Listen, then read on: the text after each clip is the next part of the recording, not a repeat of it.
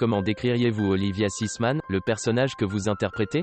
Elsa Longini, c'est une femme détruite et meurtrie, qui s'est fait renverser par une voiture et a perdu l'usage de ses jambes. Son mari, qui n'avait plus d'attirance pour elle, l'a quittée. Elle ne peut plus exercer son métier, celui de concertiste.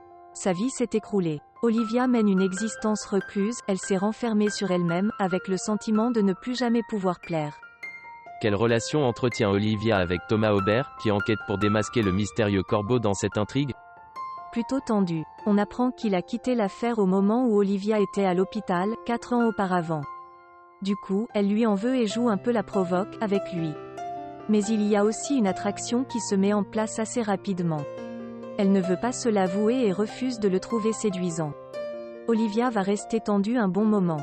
Le rôle d'Olivia est un peu particulier, dans la mesure où elle évolue en fauteuil roulant tout au long du téléfilm. Comment vous êtes-vous préparé? J'ai loué un fauteuil, chez moi, avant le début du tournage. Je me suis entraînée environ 3 semaines.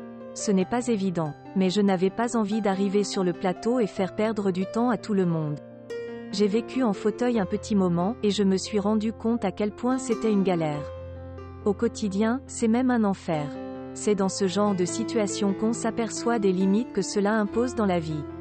Mais, du coup, c'était très intéressant à préparer et à interpréter. En plus, c'est une autre façon de jouer, lorsque l'on est assis. Avez-vous accepté ce rôle immédiatement? Oui, car je connaissais Laurence Quatrian, la réalisatrice. J'ai tourné avec elle Meurtre à Lille, qui n'a pas encore été diffusé. Quand elle m'a proposé le scénario, je lui ai dit oui tout de suite.